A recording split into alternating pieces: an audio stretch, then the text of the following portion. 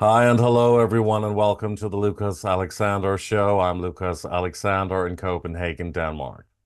It's the 19th of February, 2024, and my special guest today is an award-winning American newspaper reporter, historian, and editor who is the author of a fascinating new book called The Incredible Life and Mysterious Death of Dorothy Kilgallen, about the famous and celebrated, but also infamous and controversial investigative reporter of crime cases, a journalist, and a gossip columnist. Dorothy Kilgallen became a household name and a national treasure in America in the 30s, 40s, 50s, and 60s until her death in 1965. And she ended up in obscurity after her suspicious and very mysterious death. But in recent years, she has had newfound fame due to the reruns and the online success of the legendary game show, What's My Line? I am here today to discuss that incredible life and that very suspicious death of Dorothy Kilgallen with author Sara Jordan-Heintz.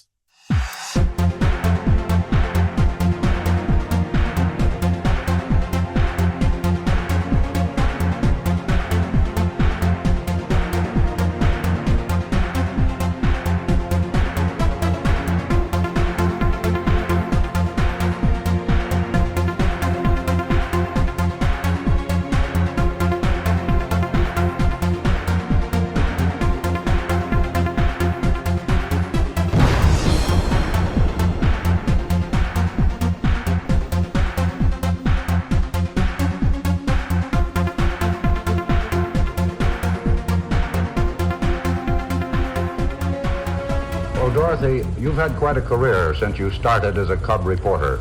Did you always really want to follow in the footsteps of your father, Jim Kilgallen, certainly one of the best-known reporters in the country?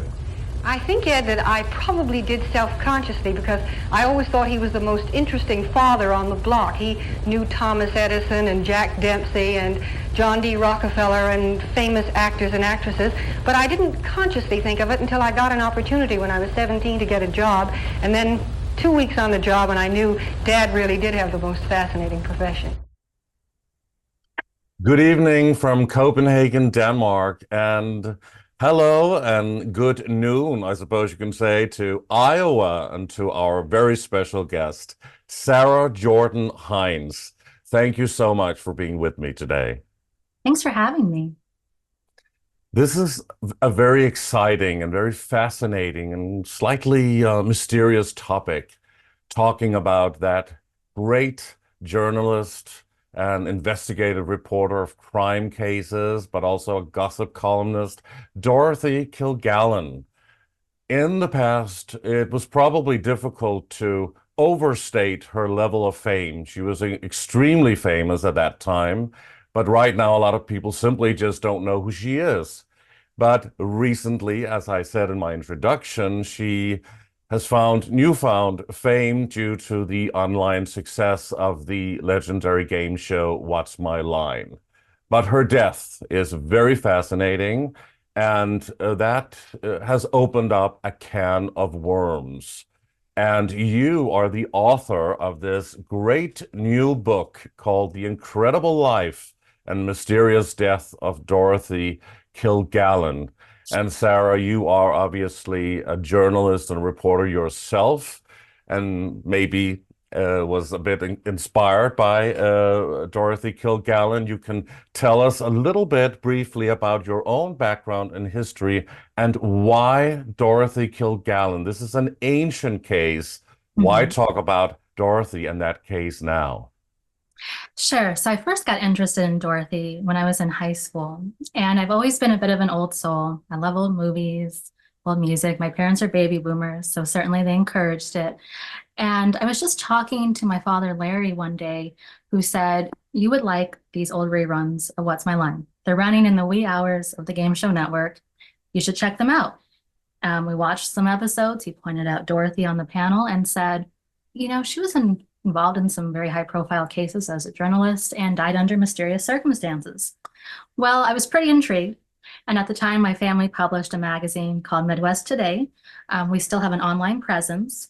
And here I am, 16 years old, thinking, let's write a story on Dorothy. She was born in Chicago, although, of course, was a longtime New Yorker. So that was my Midwest connection. And the story was about a year in the works to get the research done, the article written, and it was published in 2007 as Who Killed Dorothy Kilgallen. And, due to my age, obviously being a budding journalist, my father helped me with the interviews. That's when we first got connected with Ron Pataki, who for a lot of people feel like he was involved with her death. And I can certainly speak on that a little bit more later, but they developed quite a long time rapport that I think helped us kind of parse out some information that other authors just didn't have the information about. That article actually named Ron Pataki for the first time in print. Lee Israel had only referred to him as the out-of-towner in her 1979 book on Dorothy, and just some other things that my article exposed. And I became kind of a name in the world of Dorothy Kilgallen with that article. It really gained a lot of traction, especially online. That's kind of how people found me, researchers, other authors. It began with that article. Wow, that's fascinating. But and before we go into all of those details and go through as much as we possibly can, because this is, as I said, a can of worms, and there's so much to really cover here. And it's a crime case, and it's so interesting in a way, and they should have done a movie about this. And it's also fascinating that Hollywood has never touched this topic and never done a real, proper, interesting movie about Dorothy Kilgallen. But talk about Dorothy's mysterious death. Do you believe that she was, in fact, murdered, possibly by the hidden hand, so to speak, the Secret Service, top elite branch of the government, who wanted to silence her for being ready to expose the cover-up of the JFK assassination and reveal the real truth behind what really went on there with John F. Kennedy, who became her friend? Was she silenced because she was ready to publish a lot of details that they simply did not want out in the public? I think it's very possible. And again, I don't know exactly who Ron Pataki was working for. I tend to think he was on CIA payroll just based on some other things I've learned about him. And it could have been a matter of get her notes, get her research material through any means necessary. And they had a confrontation that night, that final night. She was on What's My Line, died a few hours later. And I think it's very likely that they could have had a conversation about the case. She was getting death threats. She was fearing for her life at that stage. And then she's dead a few hours later.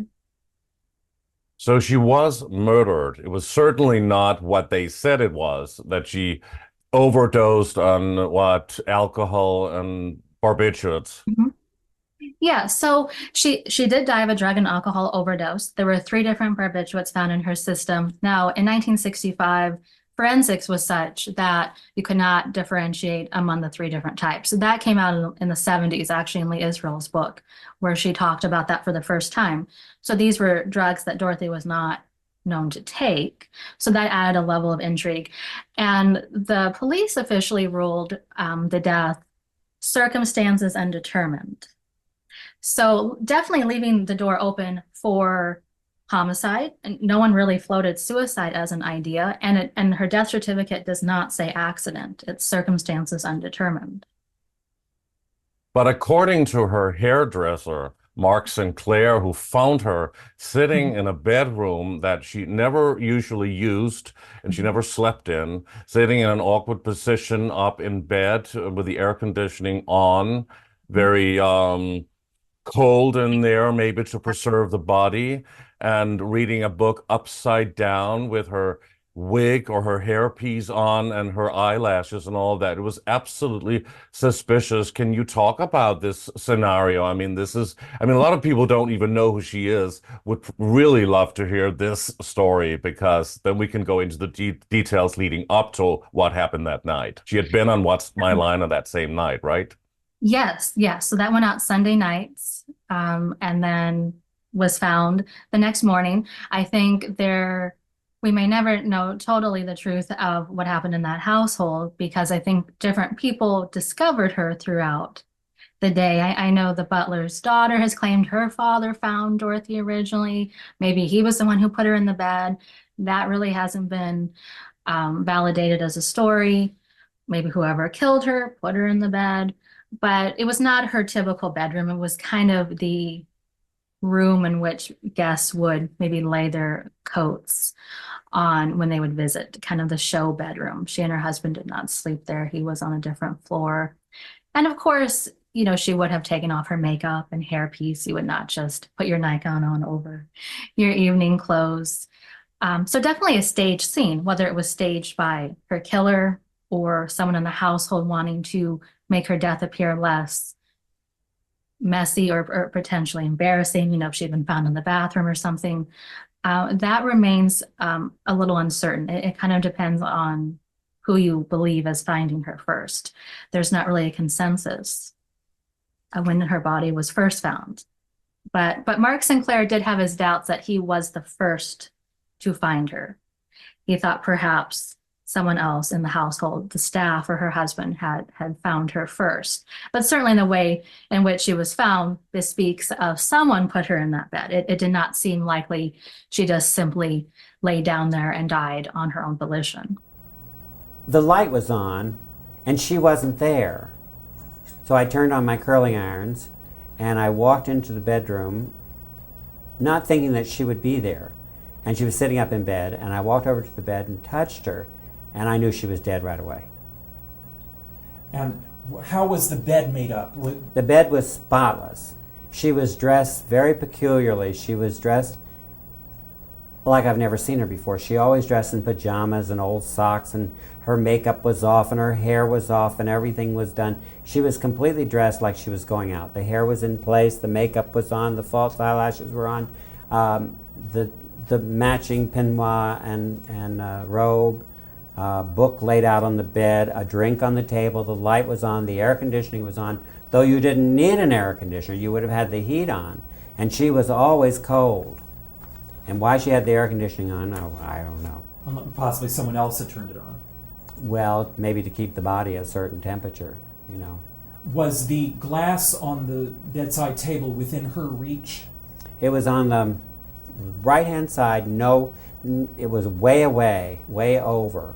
And the book, it was turned upside down. It wasn't in the right position for if you'd been reading, laid it down. And it was laid down so perfectly, like that. And one hand,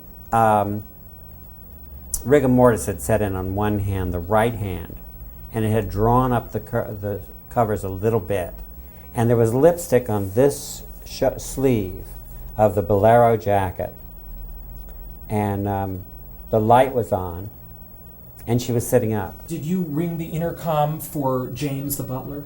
I went back in the dressing room, picked up the intercom, and rang for James. And I said, "James, I am unable to wake Miss Kilgallen. Could you please come up?"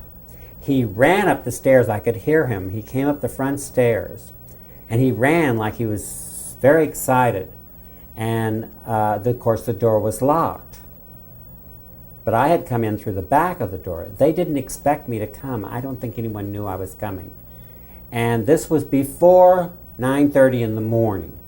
This had to be like 5 after 9. So I opened the door to the bedroom, and James came in. And at that time, I noticed a sheet of paper laying on the floor that had been pushed under the door. And James came in, and he was very flustered. He wasn't himself at all. And I was very upset, so I turned to him and I said, "I'm going home. You can reach me there if you want to." And I left the building, and when I got downstairs and went out the front door, there was a police car sitting in front of the house. Was the officer in the There were 2 officers in it. Just sitting in the car. Sitting right dead in front of the house, yes.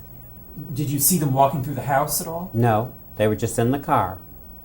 They didn't pay any attention to me when I came out.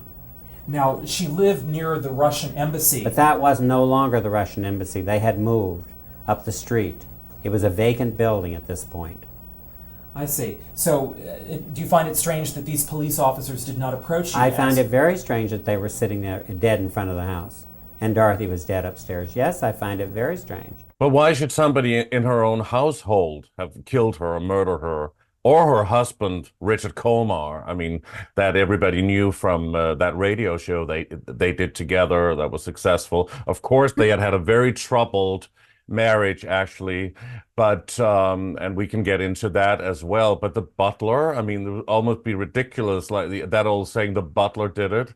And but he would probably not have done it. And Mark Sinclair, the hairdresser, I mean, he even said that there was a police car outside waiting when he left after 9 o'clock in the morning, when he had discovered, well, Dorothy sitting there dead in that unusual bed in that bedroom. Yeah, I certainly don't think anyone in the household killed her. I think it could have just been maybe they put her there and she was found somewhere else. I mean, I think that's a theory, but no, I don't think any of them were involved in her death.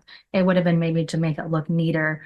You know, if there was a drug overdose, you know, obviously some people vomit from that, or there could have been a scene in which they did not want the police to discover her in a way that would not have been very attractive. So there is debate as to who put her in the bed and why. But she had just left the studio after filming What's My Line. She went into the Regency Hotel to meet Ron Pataki, right? This that That's an idea. supposedly was involved with the CIA or the FBI and working for the Secret Service, who pretended to be her boyfriend or younger lover. And she had a difficult time and a difficult relationship also kind of with him, especially if he was pretending and getting a lot of information out from her. And they also suspect that she was poisoned by him at the hotel. Yes, I think that's likely. Of course, Ron Pataki has denied being there that night. You know, he said they spoke by phone and that was it. But you know, he very easily could have hopped a plane from Columbus, Ohio, and made it out to New York City, because of course this is pushing, you know, 11 o'clock midnight by the time the show was done. She had actually gone to PJ Clark's with Bob Bach, one of the producers, for kind of a quick drink, almost like she had some time to kill, perhaps. And we definitely know she was seen at the Regency bar with a man. Unfortunately, the police never followed up with maybe a sketch artist or interviewing anyone to see who was this man. But I think a lot of us feel like it was likely Ron Pataki. He was the only man in her life other than her husband. She certainly had a relationship with Johnny Ray off and on for a few years. That would have been obvious if it had been one of them with her. That night, they certainly would have come forward. So I think it's likely it was Ron Pataki. And I think they had probably some type of angry confrontation over him being, I guess you could say, an informant, recruited to keep her under surveillance. And I think it's likely he killed her then.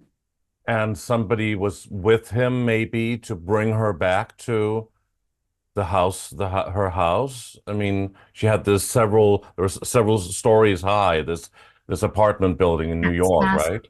Yes, massive. That could be. I think Dorothy probably left the bar on her own 2 feet, and maybe once they were back at her townhouse, he administered more of the lethal dose of the alcohol or drugs. But it obviously would have looked suspicious if she'd been carried out of there. That would have alerted, you know, patrons that were there. So I think she left with him, able to do that herself, and then, you know, as time wore on, or maybe he slipped her something further, and then that's when it took effect, once she was back at her residence. But do you think, I mean, do you know who did the autopsy? If an autopsy was actually conducted, or I mean, and do you think that they would have reported all of what they found inside of her? Could they just have talked about drugs? I mean, barbiturates and alcohol just to cover it up, because it seems like it's one of the cover-up stories that those crime stories that Dorothy was pursuing relentlessly, like the Sam Shepard case and of course JFK and many others. Yes. Well, and as I say in my book, she, in a way, became kind of a starring role in her own murder mystery, if you will. And I mean, there's always the concern of corruption within the coroner's office, the district attorney's office, local law enforcement. And that's just something we can't avoid. But I've looked at her autopsy report, and there's no signs of a struggle, no signs of strangulation. It does not look like a physical confrontation. I know some people think maybe he killed her in sort of a lover's spat or domestic violence situation. And I don't think it points to that. I think, it looked like someone was looking for something in that bedroom. The closet was kind of in disarray, but she was not in any kind of disheveled state. So that's why, to me, it feels premeditated. It doesn't feel like a lover's spat. It feels like he came prepared to silence her if necessary.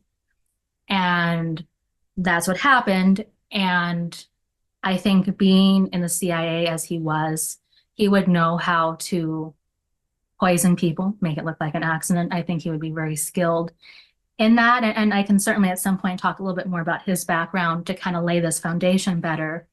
But I think it is a drug and alcohol overdose. But even the law enforcement, they just cannot pull the trigger on the idea of it being an accident or suicide or homicide. They left that door open, and the door's never been closed. It's never really been resolved as to the circumstances. Exactly. And it's also extremely unusual and suspicious that nobody talked about it afterwards. Everybody seemed like they'd been silenced or threatened not to talk about it. And even her colleagues and friends on the panel on What's My Line, they never really actually talked much about Dorothy or her death afterwards. And nobody came out and questioned what actually probably happened, because it was extremely suspicious. And she was about to break that case open, the JFK case, and her interviewing Jack Ruby as well, and those hearings or the testimony there. And obviously she had written a lot, right? She almost had like a whole manuscript or a book script ready, and all of that was taken away, wasn't it? That's certainly the theory. And through my research, going through newspaper archives, I have found dozens and dozens of columns that Dorothy wrote, from the time Kennedy was assassinated up to the weeks before her death, that lay out a lot of, I would say, very damning accusations, information about there being a conspiracy to assassinate the president. So she was very vocal in her columns about this too, that I think a lot of people are very easy to dismiss her as not knowing anything important, maybe. And it's just not the case. I mean, I've gone through the columns. They're heavily quoted throughout the book. And I can tell you, different anecdotes of her suspicions or information she obtained, particularly the Dallas Police Department radio files. And she was writing about this stuff in real time. And so I think it's just very uninformed when people say she didn't have anything interesting to put in a potential book, because it just does not seem to be the case. And she was likely saving maybe the juicier tidbits for a book. I mean, I think a lot of people would like give it away in your newspaper column. So the exact content of that manuscript, unfortunately, is not known. But the summer before she died, she spent some time in Switzerland. And I think I'm really the only author, at least the first, to kind of at least speculate that perhaps she stashed the manuscript there, some papers. Obviously the Swiss are known for their banking and security deposit boxes, that, maybe somewhere there's some material, maybe not all of it, but I think it's unlikely she would just be carrying it under her arm everywhere she went without any copies or any other safety precautions. she could be mugged on the subway. I mean, why would you just carry it all under your arm? So I know some people have floated that idea, and it's likely materials were taken in her apartment, but I suspect there could be copies or duplicates somewhere. And I think just the timing with that Switzerland trip could point to maybe some things having been stashed there, That potentially. still is not found, or do you think has also been taken and taken by But, the Secret Service? What do you think? well, I mean, I think there would be different banking regulations in Switzerland that would maybe protect her, um, or her heirs, whoever would have access to it. But I think it's an interesting possibility that there could be copies somewhere. I think it just seems very unlikely for as savvy and intelligent as Dorothy was to just keep it all, on her desk or in a file in a briefcase or just something that could be very easily swiped, or taken. So it wouldn't surprise me if we someday some material would ever come to light. And that's definitely my theory anyway. But they're trying to do everything in their power not to talk about or open the JFK assassination case again. Recently, in recent years, they tried to look into all of that again and determined once more that it was Lee Harvey Oswald, which is based more or less ridiculous. And it's of course, and I think most people in the world think that way. I mean, I don't know if there are actually many people left that believe the official story. So, I mean, all of it fits together also with the death of Marilyn Monroe. And she died, I believe, the day after Dorothy had done a piece on her in her column about her being in a relationship, having a romantic relationship with the one of the Kennedys. People thought it was JFK, but I think she alluded to the fact that it was Robert Kennedy, right?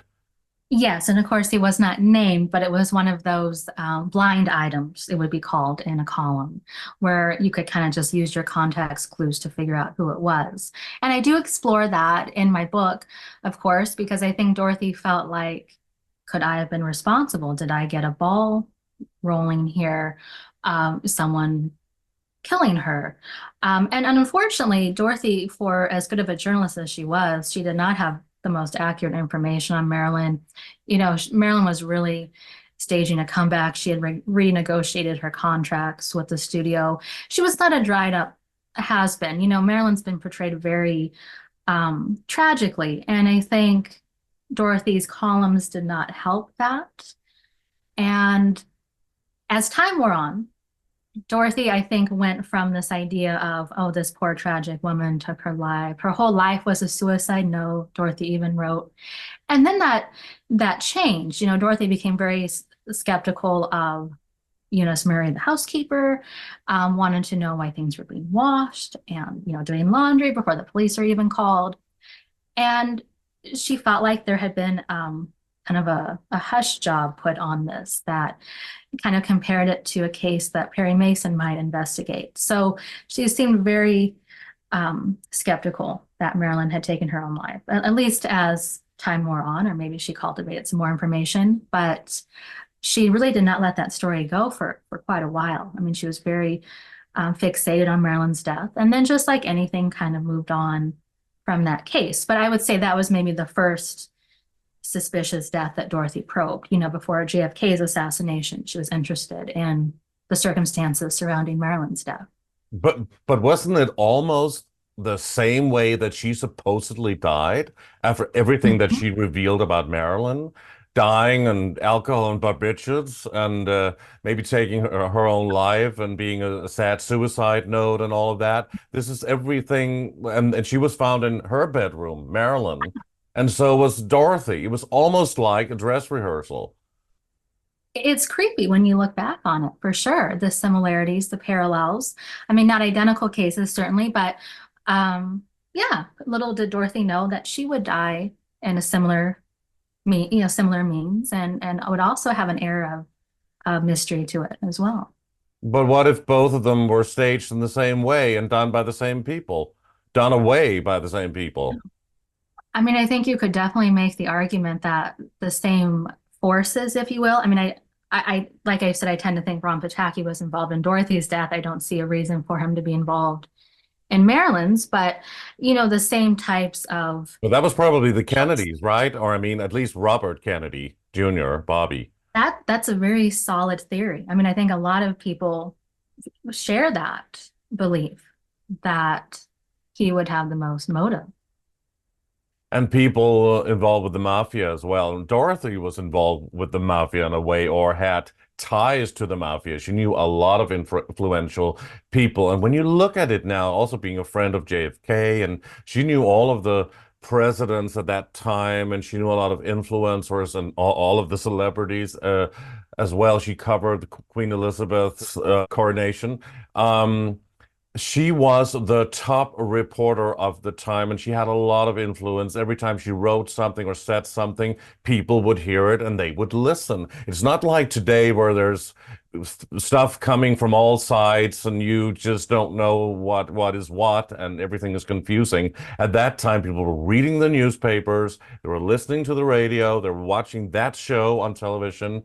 Everybody knew the name of Dorothy Kilgallen, so she was highly influential. And when she went in there and was digging, she was relentless. She wanted the truth, and she wanted to, reveal these cover-up cases. And she did not. It seemed like she wanted to expose these conspiracies. Well, and Dorothy was very much what I would call an old school journalist. Her father, Jim Kilgallen, was probably one of the most famous journalists of the 20th century. So before Dorothy even had her Voice of Broadway column, which you could classify as a gossip column, celebrity news, she was doing hard news reporting, court cases, crimes, really breaking that glass ceiling of the types of reporting that women were supposed to be doing in the 30s, the 40s, the 50s. But she was with the Hearst Syndicate, and William Randolph Hearst Sr. admired her greatly. And when he died in the early 50s, Dorothy even wrote a bit of a eulogy in her column about just how much she credited him with letting women, allowing women to cover all sorts of different topics in his news syndicate, and how he kind of just watched from afar and really trusted her news sense. And the influence she had, is unmatched. Being with the Hearst Syndicate, 1 in 3 people read a Hearst newspaper, kind of at the height of Dorothy's syndication. Not to mention the 60 million people who watched her on What's My Line. So, I think a lot of people try to discredit her abilities as a journalist when we know that she was just a really solid investigative reporter. Obviously cultivated a lot of sources. I know you mentioned, organized crime figures, Frank Costello, she was very good friends with. But I think that, any good journalist does try to infiltrate levels of organized crime or government or different organizations where you could glean useful information. But do you think in some kind of way, I mean, there has been a lot of speculation from certain people that maybe Dorothy was on the payroll, maybe, or even working behind the scenes for the CIA or the FBI. Certainly she had ties to it, as we know, but even some people suggest that she could maybe have been a spy because she was, operating in all of these different circles with these influencers and traveling around the world. Could there be a truth to that, do you think? I mean, I personally don't think that's true. I think she was very independent minded. I mean, she was not really known to, let's say, endorse a political candidate. Just that very old school, kind of middle of the road, neutral, independent thinker. And so I just don't think she would ever do that. When she got Jack Ruby's transcript he gave before the Warren Commission, she published it before LBJ had even read it. That launched a federal investigation. I mean, the FBI was pretty upset with her. And when they confronted her, she said she would rather die than give up her source. She protected her source. And that's why I think she would have had a separation from the government. I think she was kind of a watchdog reporter, if you will. So I don't think she would have been on any payroll. I mean, it's an interesting idea, but it's just not one that I support. You don't support that No, idea. So, no. and that we of course don't know because she was so involved in all of that. But we do know from, I mean, about celebrities, and she was writing that gossip column, that sometimes they wanted the studios, the Hollywood studios wanted to promote a certain actor or actress and their film and their work in her column because she could really make it a success, make it or break it. But then Yeah. she would almost like blackmail these people and saying, "Oh, I will do all of that for you if you have one or good or two or three good, very good stories, gossip, obviously, about certain actors in the business," and they would provide her with with that information, right? Yeah, and I think you have to, I remember being in college and my history professor saying the past is a foreign country. And it sounds crazy to today's viewers or listeners to think that that would ever fly, but that's kind of the business of gossip columns. I mean, we certainly had Walter Winchell and Luella Parsons, had a Hopper, although I think Dorothy was more of a journalist than they were, doing more hard news as well. But I think it would be very typical to say, yeah, I'd love to promote such and such star. What else do you have? What else could I use for my column? That column went out, I think, 5 days a week, every day for 30 years. So I'm sure she was always looking for information, always trying to cultivate sources. And it could be kind of cutthroat. But, as her biographer, I'm not really trying to, justify that or say that gossip's great. I love gossip columns. It's just to describe kind of the climate of the time of what people were interested in reading about. And it could be things that were unflattering about some of these celebrities, but I think it kind of came with the territory. I think most celebrities felt like as long as my name was spelled right, I got in her column and I'm just going to have to roll with whatever she said about me. Maybe her reputation as a journalist was tarnished a bit by the fact that she was writing all of this gossip because she was a very profound newspaper woman, right? A reporter at first and was very interested in these crime cases. And that was at another level. And she also she had an interesting way of writing. Mhm. So, do you think, I mean, was it because she was herself fascinated by all of these celebrities and being able to throw all these amazing parties in her home with all of these famous names? A bit of a snob, really. Well, and going through some of Dorothy's columns, I mean, there's name dropping, there's bragging on this or that. I mean, she certainly had a very privileged life. She was wealthy, Upper East Side, world traveler. And I'm sure there could be perceptions of that. She's a complex person. I mean, certainly I have plenty of stories of people saying how warm and thoughtful and considerate she was. But as a female journalist, I think she also had to have a bit of a thick skin and didn't back down from, feuds and conflict and had to kind of face that head on. Well, it was said, though, she was a bit of a drama queen. Do you think there's any truth to that? I mean, I don't know. I guess when she got the opportunity to do the Voice of Broadway column, she'd actually began kind of more doing Hollywood West Coast reporting and then came back to New York. So I don't really think that was her first love. I think news reporting, what you'd maybe call hard news reporting, was her first love. But the column is what she was known for, and that paid the bills, and she had to probably make it the best she could. And that included making it kind of juicy and having a following of people reading it every day. I think it was probably a strategic career move. A strategic career move, a more lucrative maybe, and put her on the map and gave her that success and fame by being involved in all of those with all of those famous people, more so than just covering crime cases, right? Yeah, I mean, I think the Hearst paper, her flagship paper was the Journal American. It folded the year after she died. I think they felt like she was good to send to these murder trials because she would make headlines, she would have a following. So I think there was some strategy to the types of stories she covered, and because of her expertise and versatility that could be a murder case one day, it could be the coronation, it could be a presidential inauguration the next, because she was certainly interested in all of these topics. I mean, she had kind of free reign. I mean, it certainly seemed like she was not particularly censored. So when you look at her column, they're kind of what I would describe as vignettes. There might be just a like kind of a blurb about this, a blurb about that, and they didn't necessarily connect. And you might have a piece about so-and-so is doing a nightclub act. The next piece is warning about political forces in Venezuela. The next thing is about something with Castro. She was very critical of Castro. The next item would be about Bob Hope. The next thing would be about a movie. Then the next thing would be something kind of geopolitical again.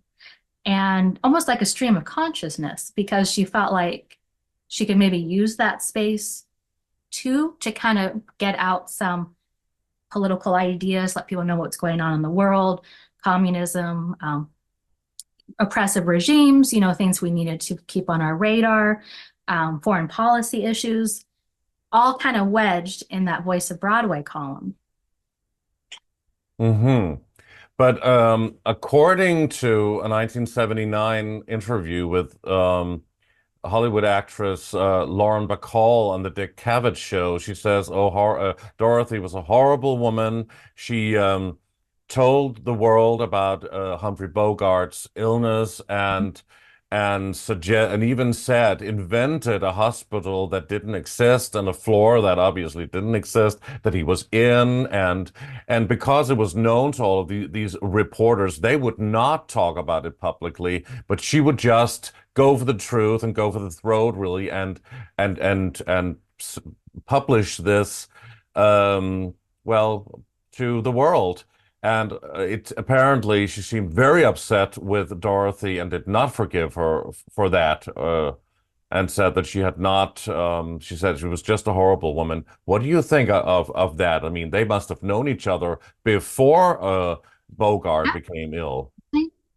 Yeah, I mean, I'm definitely a good admirer of Lauren Bacall and love her movies, and I could honestly see how you wouldn't want sensitive information in the paper about a loved one's health condition, that they're dying, especially if things weren't accurate. Who knows where Dorothy got the hospital information? I'm sure she felt like it was through reputable means. I mean, bear in mind, Hearst had lawyers. I mean, it's not like she wanted a libel case. So I'm sure it had been a well-intentioned item in her column, but it makes perfect sense that Lauren would not be pleased by that. I certainly am sympathetic to that.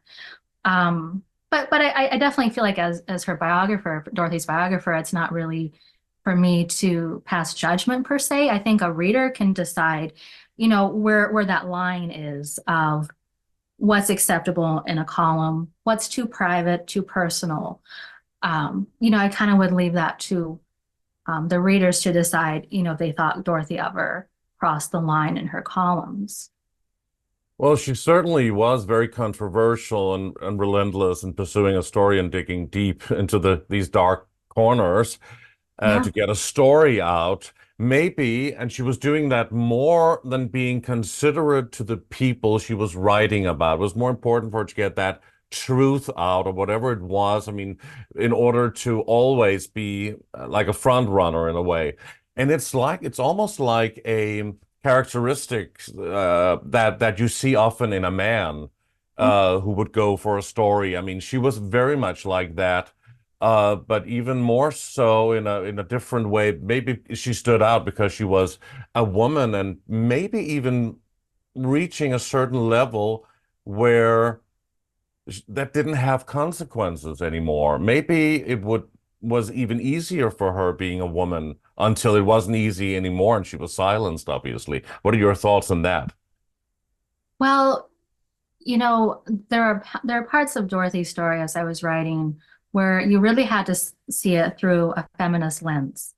She had very famous feuds, certainly with Frank Sinatra, Jack Parr, Johnny Carson a little bit.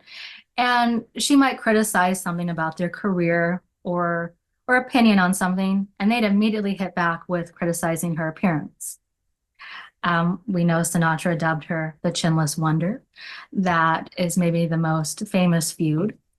And I think Dorothy was a woman of ideas, and a lot of these men came back with, oh, well, she's this or she's that. Johnny Carson likened her to a circus clown. And it just seems like even today we see that a lot with certain politicians. They're very eager to, clap back at their opponent by criticizing their appearance, kind of misogynistic comments. And Dorothy certainly encountered that her whole career. There were some male columnists who wrote it for a rival paper that even accused her of cheating on What's My Line, saying that she knew some of the guests ahead of time or could see through her blindfold. She was just kind of assailed at all different angles, and a lot of them had to write retractions because they couldn't prove their claims. But I mean, she certainly did divide the waters in a way, and there were some people that were for her and supported her, and certainly people that really didn't. So she was in that way very controversial. There were like two camps with Dorothy, right? And we heard about that, of course, the famous feud you just mentioned with Frank Sinatra, and he was supposedly a very dangerous man. Yeah, I mean, I know some people think he could have been involved in her death, and that's always a possibility. I'm not going to shoot that down, but I think something to kind of keep in mind too with your viewers is, feuds kind of sizzle too. They're kind of glamorous. I mean, I don't know if Sinatra hated Dorothy enough to actually kill her. I think he liked talking about her. I think there was maybe even that love to hate you kind of thing, phenomenon, right? Um, so I don't think he shed a tear when Dorothy died, but I just don't think, I think he had bigger fish to fry. I think he had other enemies and people he had other feuds with. It just doesn't really seem logical that of all of the people in the world, Sinatra would want to bump her off. But But he was certainly involved with the mafia, a part of it, and he yeah, had ties to the let's say the secret hidden hand behind the government and all of those things. We know that. And was kind of also there was a huge feud between the mafia and the US government, and they were also kind of working together. And I think I think Dorothy exposed some of that, didn't she? she did. And I think in terms of the Sinatra feud, it really stemmed from a multi-part series she wrote in the Hearst papers about him, that explored his childhood, early career, personal life, tumultuous relationship with Ava Gardner. It could be a little snarky at times. I do quote from that extensively. So I think she painted a not terribly flattering portrait of Sinatra. And I think he was maybe kind of egotistical enough to really take it super personally and just kind of had this vendetta against her. But it really stemmed from that newspaper Maybe he series. didn't want to be exposed or outed for what he actually was involved with, which I'm sure. which wasn't just singing My Way in New York, New York. I'm sure there were those concerns. I mean, he certainly has a complex history. I know a lot of people have explored that in some depth, which I haven't per se. I'm not really a Sinatra biographer, but just kind of know a little bit because of their feud with Dorothy. I think it's possible. I definitely think it would have harmed his image a little bit to be associated with mobsters. I could see that. Dorothy, as you said, she like broke the glass ceiling for women. She broke grounds and barriers at a time when women really did not have a very lucrative career. And of course, she became very successful and very elitist as well. And she was very ambitious and went for it at an early age. But do you think, even with that ambition and that level of intelligence and talent for doing what she was doing, that she would have landed that, let's say, or gone to that level had it not been for her father? I, hmm. What James Kilgallen, right, who was a very famous man. So wasn't it through, let's say, nepotism? Not that there's anything particularly wrong with that, but do you think it was just her as a woman being relentless at the time, or do you think because of these very good and very right connections? Well, I mean, it's definitely no secret that her father helped her get her first newspaper job. She even dropped out of college to pursue a career in journalism. I think they had a good relationship. My father's a journalist too, so I can certainly see that, kind of looking up to them, advice, how would you handle this situation? When Dorothy covered the Queen's coronation, she actually was nominated for a Pulitzer Prize for that coverage. And I found a very endearing article that Jim Kilgallen wrote about Dorothy that was in honor of that Pulitzer Prize nomination, where he talked a lot about how she came up through the ranks. And yes, he got her the job, but she was the one that she'd be sent to very rough neighborhoods. She'd have to go down to the morgue and identify bodies. She had a gun pulled on her at Sing Sing prison. She certainly, I think, proved that she could stand on her own 2 feet, even though her father obviously helped her get that foot in the door. Oh, certainly, absolutely. She was born on July 3rd, 1913, and she died under those circumstances on November 8th, 1965.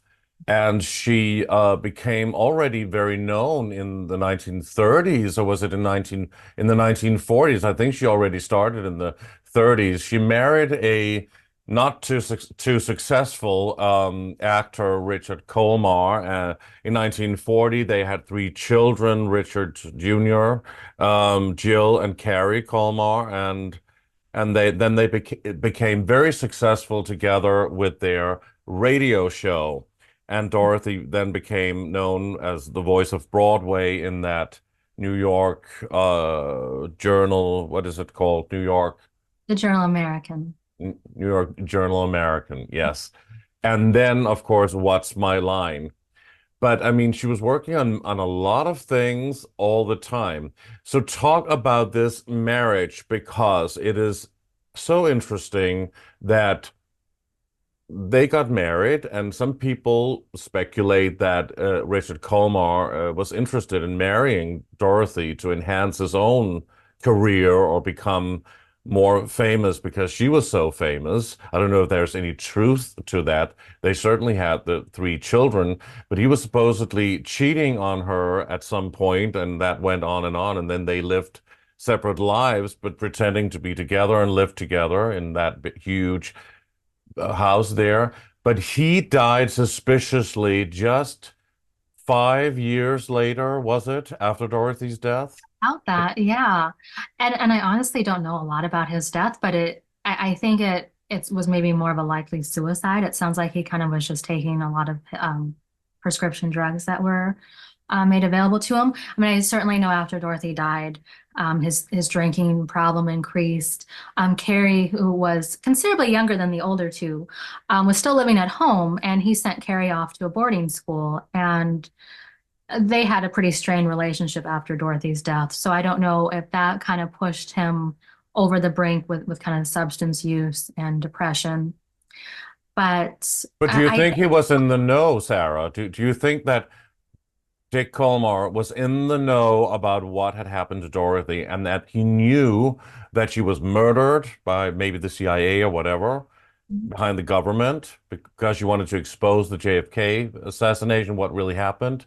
Do you think that he knew more than, well, he ever said, and was threatened? I think it's very likely because we know that Bob and Barbara Bach, who were close friends of the Colmars, Bob was a CBS producer, felt like Richard had said kind of some cryptic things about there are things I can't tell you, have to go with me to my grave. And they kind of read between the lines thinking it pertained to, the Kennedy assassination, Dorothy's notes.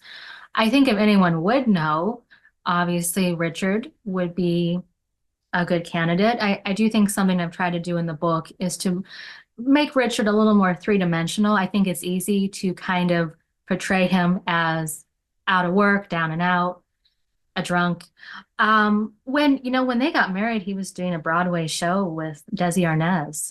He was a very successful restaurateur, owned a restaurant right across the street from Madison Square Garden. That had to be some pretty prime real estate. I think Richard was quite a successful man on his own merits as an actor, producer, restaurateur, and had some personal demons that negatively impacted kind of the latter part of his life. And certainly when they ceased doing the radio show, um, about a year or so before Dorothy's death, that was a blow to him. But I think they had at least what you might call maybe a lavender marriage. I think he likely was bisexual. We know they both, had kind of their separate personal lives. But from everything I can find, I think they had a genuine affinity for each other and a friendship and a respect for each other. So I always laugh at people who think he could have killed her. I don't think that's possible. She was worth more alive than she was dead.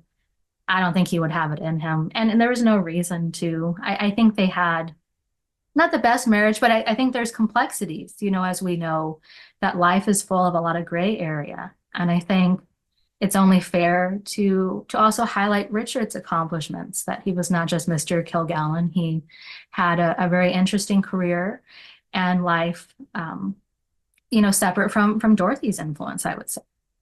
But don't you think it's just as ridiculous to suggest that Richard was behind the Dorothy's murder, or somebody in the household? I mean, nobody would gain from that. Isn't it so Um, obvious that this was a staged crime and done very professionally in a way? Also, the way where she was found, how she was sitting and wearing all of this makeup and the hairpiece and all of those things. I mean, it's like saying Lee Harvey Oswald did that thing, shooting the president from so far away and all of that. It seems almost like ridiculous. How can people even suggest or believe that? But you still allude to the fact that that could have been the case, or what do you really think yourself? I mean, how deep do you go into this in your new biography about Dorothy? Well, I believe she was murdered. And when I talk about people in the household, just to clarify, all I was meaning was may have tampered with the crime scene, only to make it look nicer or neater or move her, so she wasn't found by the police, face down in a pool of vomit or something. I think that has potential, that she was moved, and just kind of put there just to look a little neater. But after the fact, I mean, I think someone had come into the home with her after she got back from the Regency and administered a lethal dose of sleeping pills and alcohol. And, it was a massive townhouse. I think it had 7 floors. And so when people say, well, how did someone kill her and no one heard anything? I think it's very likely. I mean, would you have heard something going on in an apartment complex if you were maybe on the 2nd floor and they were on the 7th? Or I think it would be very reasonable to think that her husband and son and his tutor, the maid and butler, they would not have necessarily heard anything significant. But the Maybe maid there and was no noise. Maybe it was yeah, all very, very yeah, silent and done, and she was placed there. well, I mean, sure. that's also very possible. And Yeah. but why would somebody in the household move her or do something to make it look nicer? Why would anybody even do that without being an accomplice? You would immediately pick up the phone and call the police and the authorities and all that. I mean, it's that sounds very suspicious in itself if somebody would do that to make what look nicer, that somebody had died. Well, and I think you can certainly cast some suspicion there because, what Mark Sinclair found her about 9 in the morning or so. Well, the New York police didn't officially get dispatched there until about 2:30 or 3 in the afternoon. And they claimed they had heard it for the first time, that she was dead. Other people say it was closer to noon. So what was going on there all morning? But I Mark just, Sinclair also said that there was a police car outside when he left after yeah, 9, that they were sitting there, 2 cops. yeah. Who knows who they were? I don't know. I mean, could have been a coincidence, could have been under surveillance. It's just not known, but it certainly adds a level of suspicion to the story, what they were doing there. But yes, it was several hours that went by before officially the police were told that Dorothy was dead, and the coroner came over, and an investigation was launched. So it does make you wonder what happened the rest of the morning, early afternoon, why police weren't called. Um, and I don't know if we'll know that for sure. I think that's definitely a house of secrets.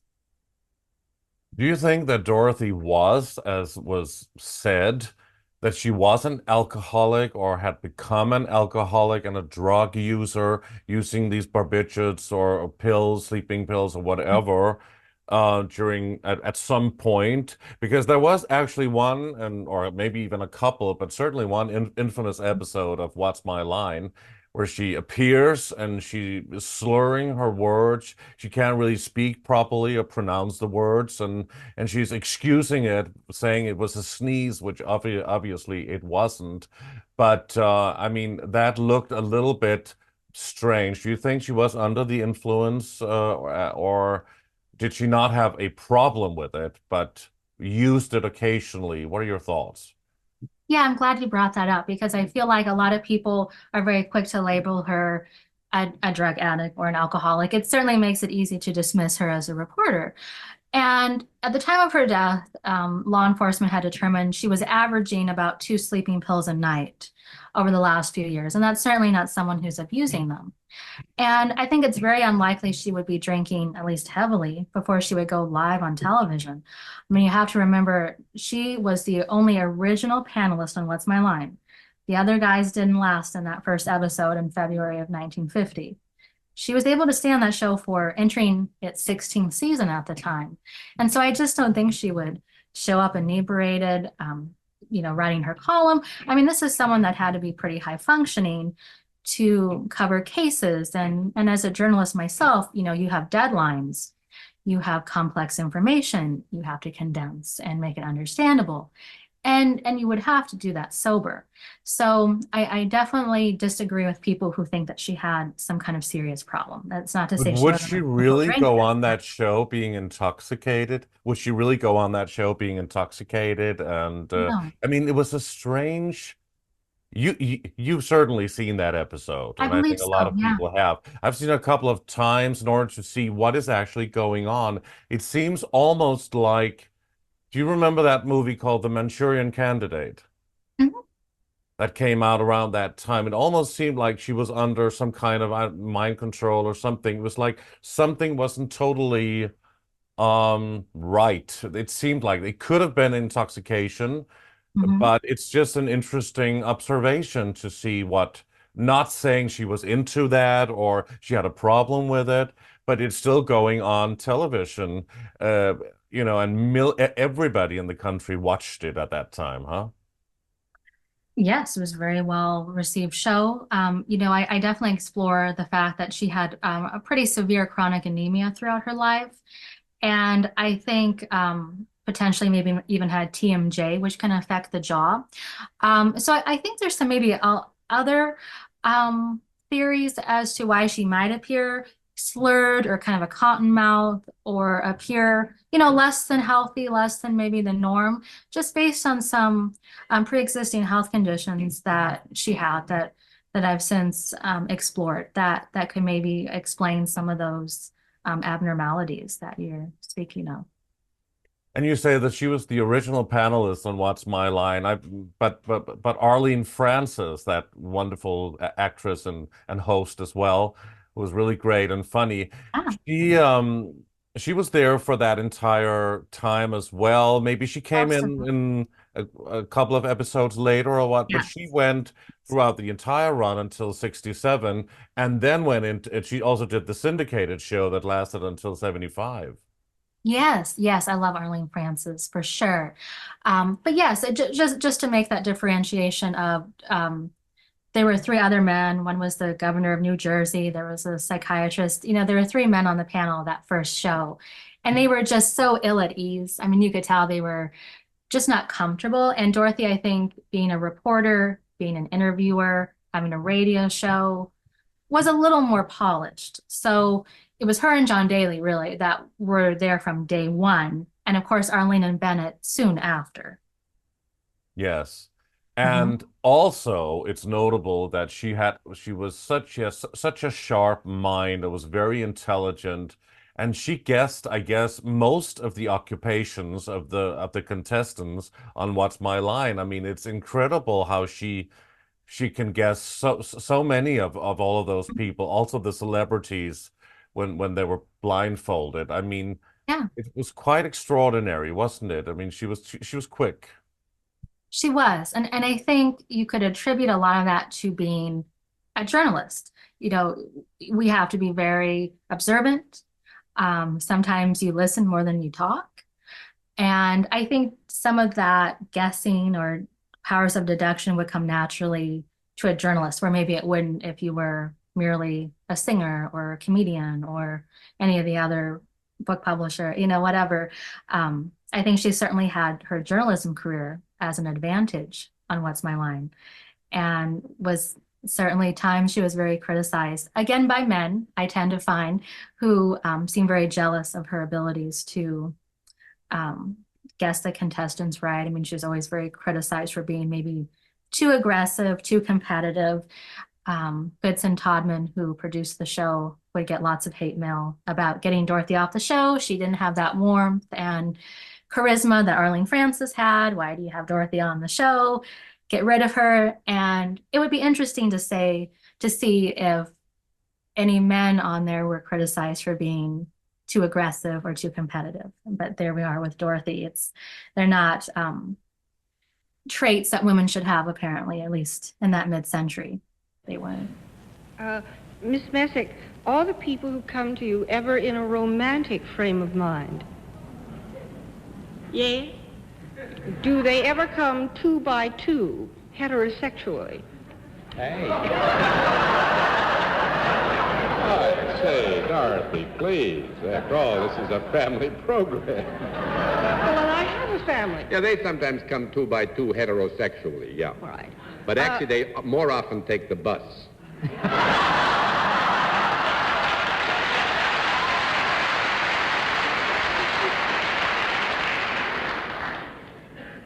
Well, do you have anything to do with the holy estate of matrimony? Yes? Do you have anything to do with the issuing of licenses? No? That's 3 down and 7. Well, nobody criticized Arlene Francis, certainly, and she also had a sharp mind and also guessed a lot. I mean, she was amazing in that way, but she was more charming and witty and, very likable. And Dorothy was, in fact, there is this, you probably heard it, you must have, this very interesting interview, a recorded interview with Bennett Cerf, the Random House chief publisher and panelist on What's My Line from 1968, where he describes Dorothy Kilgallen as the villain of the show, and that she was less liked than anybody else on the panel during their 15-year run. He also said that she was quick and sharp-minded and fiercely into winning the game. So she was very competitive. And it was probably that trait, that personality that she had, always going for the throat, basically, that also was shining through there. Even though they probably felt like family, he still said these things. What are your thoughts about what Bennett said in that 68 interview? Yeah, I mean, I certainly have the impression that Bennett and Arlene, John Daly to some extent, were kind of work colleagues and weren't necessarily with a deep friendship. I briefly interviewed Peter Gable for my book, the son of Arlene and Martin Gable. And now he thinks Dorothy met with foul play, and he was certainly interested in the Kennedy assassination. So he provides some interesting thoughts there. But he also felt like his mother and Dorothy did not really socialize outside of the show. I think they were friendly. I mean, I describe in my book as them being friendly, but not necessarily friends. And so I could see how Bennett would maybe admire Dorothy in some ways as, very smart and very sharp, a good journalist. But maybe there were traits on the show that he did not find to be as endearing. I mean, I've certainly heard Bennett say very positive things and then these things too that are less flattering. I think like anything, they probably had some complex relationships, that developed over the course of the show where maybe some nights they were all clicking, other nights they were maybe grating on each other a little bit. So I'm not surprised by Bennett's comments, but I think overall they liked her, but maybe didn't necessarily socialize a lot outside of the show. But he did, well, Bennett Cerf, he did publish one of her books in the 50s, right? So, I mean, So some of the crime cases. yeah, so that book is called Murder One, and that actually came out posthumously, I think in '66, after Dorothy died. And a ghostwriter actually got involved to finish it up, kind of writing in Dorothy's voice. And so it chronicles some of her big court cases. Obviously, the Sam Shepard case was the big one because Dorothy had helped him get a new trial. And today we know he was likely innocent. So that's what that book pertains to. The other book she was working on would have been just exclusively on the Kennedy assassination. And of course, that never came to fruition.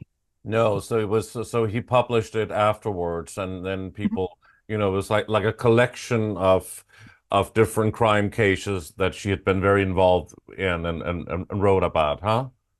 Yeah, and there are cases that maybe today people wouldn't have a lot of following of, but they were maybe the big case in, the mid 40s or what have you. Some of them even escape my mind at the moment, with really Sam Shepard being maybe the most well-known case today.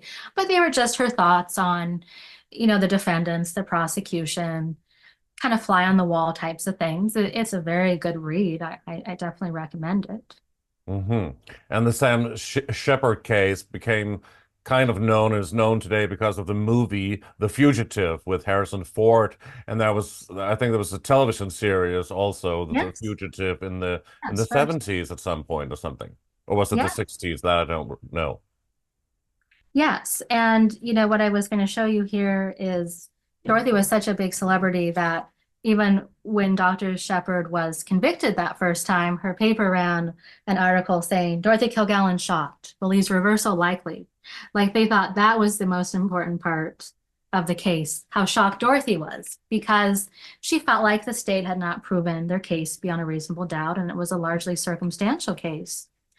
And I cite this as significant because I think it shows Dorothy's abilities, critical thinking skills, her ability as a journalist to, kind of fact find, and how she really had that foresight back in the 50s that this case isn't over. There's more to come out. And because the judge, Judge Blythen, had said some things to Dorothy that were very biased against Sam Shepard, that was how she got the ball rolling on their prejudicial treatment. Let's get this guy a new trial. And so that's kind of how the ball got rolling, that she had flagged this as an unfair trial just based on what she had even conversed with the judge about.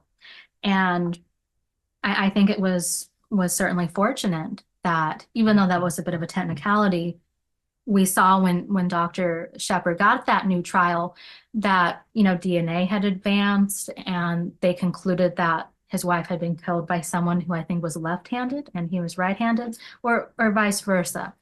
And sadly, he did not live that long on the outside. He died kind of young. But I think in a lot of ways he's been kind of vindicated. And you could credit Dorothy as at least helping to get that ball rolling. Yes, definitely. But Dorothy has not been vindicated, that's for sure.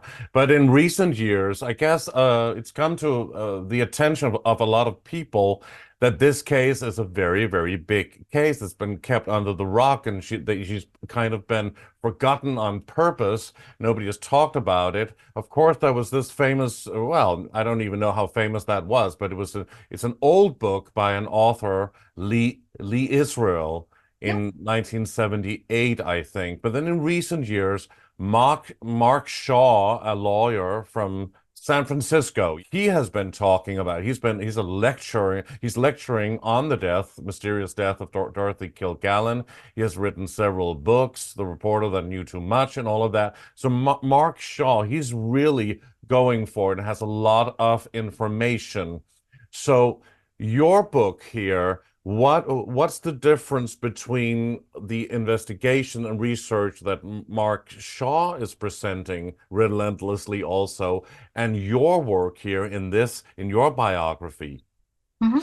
I'm glad you brought that up because, like I said, my magazine article had come out in 2007, and Mark Shaw wrote to me in about 2014 saying he was planning a book on Dorothy and wondered if myself and my father would be interested in, being interviewed, helping provide some leads for sources, information. And we did so, connected him with people we thought could be helpful, contact sources. And it was kind of at the time he was writing the third book, I want to say kind of 2019, that my father and I thought maybe we would write a book. And he's actually in the process of writing a book on Marilyn Monroe. It's called The Real Marilyn Monroe. He's got to come on your show. It's so fascinating. It's about 800 pages right now. But I bring it up because initially we thought we would write one big book that would kind of explore Dorothy's life and Marilyn's life, kind of juxtapose their stories.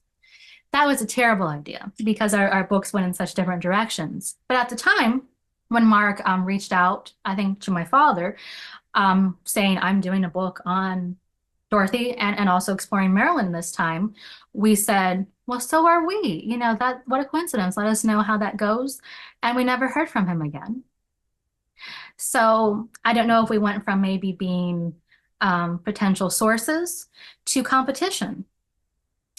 And so the third book came out, the fourth book came out, and just going through them, I felt like I wanted to do my own book, that it was time. Enough time had passed since me doing that article. I went to college, got a job at a newspaper. The timing was better. And I felt like I had some information that Shaw didn't have. And a lot of that comes from newly declassified government documents that I've gone through. My book is really the up-to-the-minute latest information on the Kennedy assassination. And then, of course, all the information on Ron Pataki is unique to us and our publication. Because, like I said, my father cultivated I would say, I don't know if I'd say friendship, but a rapport with Ron over the course of about a decade. Really? And A decade? yes. Yeah. And I think that's important to note just because when Lee Israel wrote her book, and it's a wonderful book, she really opened the door. She referred to Ron as the out-of-towner, maybe for libel reasons, or publisher didn't want him named, but that's who it is. And my article in 2007 named him for the first time. And we reached out to Ron. And believe it or not, he was very receptive to being interviewed. Was very pleasant, very cordial. And, we all but accused him of being a murderer. So we found that a little strange. And so my father would run tape on him. And it got to the point where sometimes Ron would even just call just to shoot the breeze. My father has been a journalist for 50 years or so, and they'd sometimes just talk shop. They talk about the newspaper business. They talk about things not related to Dorothy. And so I feel like because of that connection, my father was able to get information from Ron that, was maybe a little more sensitive, was maybe a little more of your guard let down. Because I know Pataki was not fond of Lee Israel. He referred to her as, I believe, that pain in the ass lesbian who was in love with Dorothy. So I can imagine their interviews didn't go very well. And just from what I've read in Mark's books, I don't think Pataki had a lot to say. Obviously you're kind of on the defensive if people are accusing you of wrongdoing. And it seemed, in my opinion, maybe kind of antagonistic between Pataki and Shaw, where we never really, went there. And I think maybe Ron trusted my father a little bit more, him being a journalist. And that's when, honestly, things came out in recorded interviews that kind of, as we've listened to them, looked back on them, feel like Ron has implicated himself in being involved in the 1954 coup in Guatemala. And he said he was there, although he called it a small military operation, although the US didn't have troops there officially. It was a paramilitary operation funded by the CIA. So just kind of reading between the lines there a little bit. He was a student at Stanford University at that time in 1954, and was kicked out, kind of some minor shenanigans. But I have his school transcripts, and they show he had a great interest in foreign relations and kind of international intrigue, and was fluent in Spanish. So it just seems very likely that when he got into some trouble at Stanford, he got recruited to go to Guatemala, maybe didn't totally understand the implications of that, but said he was there, said he trained at the school in Panama for assassins. He had originally denied that. Then he said he actually was there. And so I feel like this is relevant because kind of once you're in the CIA or government payroll, I think it's very easy to stay on it, because one thing I think is important to point out is Ron Pataki, kind of out of school, got a job with the Columbus Citizen Journal. And Columbus, Ohio is not a super big city. I mean, it's not Los Angeles, it's not New York City. It's bigger than Des Moines, but it's kind of medium sized. So there he was covering movies and plays and doing entertainment news. And yet he traveled the world, and he dated Mia Farrow, and he was friends with Betty White and Robert Redford, and just kind of live on the West Coast sometimes, fly to New York to go see a show. And it really makes you wonder, with what budget? I know newspapers have shrunk, in today's market, but I don't think there was a budget for that. I think maybe the CIA was supplementing that income that allowed him to travel under the auspices of being just a reporter, just an entertainment writer. And then that's how he befriended mobsters and befriended the Kennedys and befriended movie stars. And I think it would have been perfect for him to befriend Dorothy. We know she liked younger men. Johnny Ray was much younger. He was a reporter. They could talk shop. They'd have that in common. I think he was kind of groomed to be someone that kept her under surveillance based on what we know of his past. But was he also a charmer? Some people say, oh, he was quite good looking and, she really fell for him. He was younger and all of that. Do you think he was almost like trained, or it was like an assignment for him to pretend to be involved with Dorothy and pretend to be interested in her, well, emotionally or sexually? Yes, I think assignment is a good word that you could use, because when Ron would talk about Dorothy, he always said it was platonic. It was a friendship. Maybe it was a little flirtatious, but not on his end. And those who knew Dorothy the best, her relatives, hairdresser, coworkers, they knew otherwise. And so the fact that Pataki denied a sexual relationship, to me, is trying to backpedal. Like, I only knew her so well. I couldn't be involved. He had to probably deny that a little bit, or he would really look suspicious. But I think he seemed like the type of person she would fall for. It's hard to believe, as smart as she was, that she didn't see through him. But perhaps she did that final night, and thought he was kind of leaking information. He was a part of the threats she was receiving.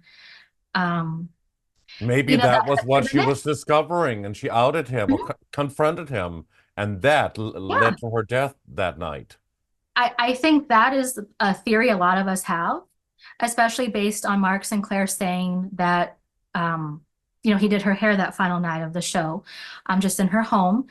And she was a bit morose, kind of talking about, things just aren't great right now, and I don't know why. I'm a little uneasy. And, Mark Sinclair said, the only newish person in your life is Ron Pataki. Maybe you should ask him. And, he did her hair. She had a dress on. Then when he went to watch the show that night, it's live, bear in mind, she was wearing a different dress and looked a little more like going out, kind of more evening dress, like she was going to meet someone after the show.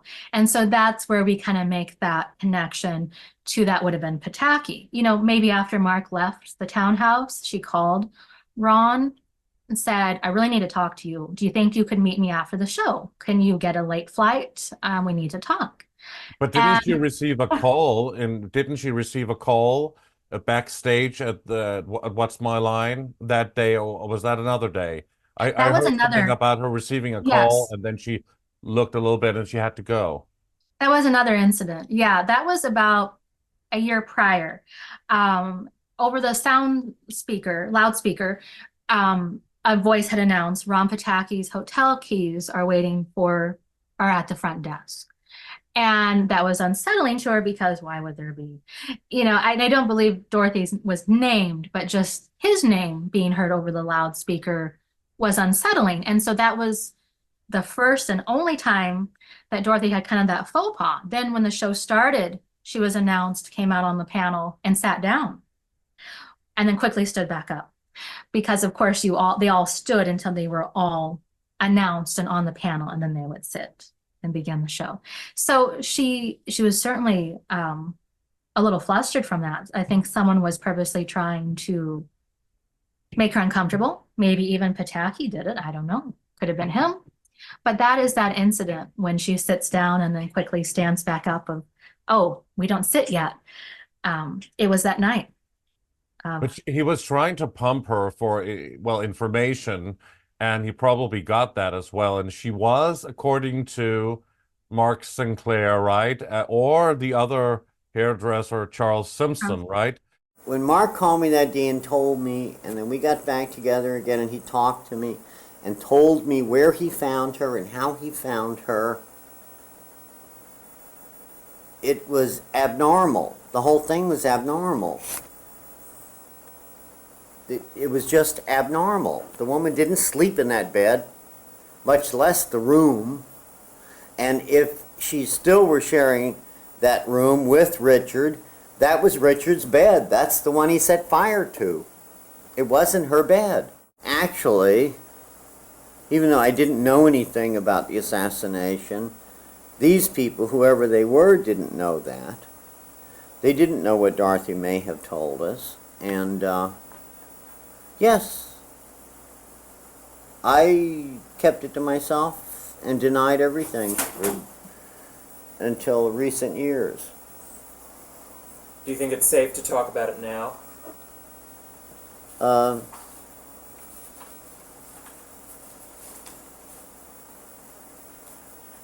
No.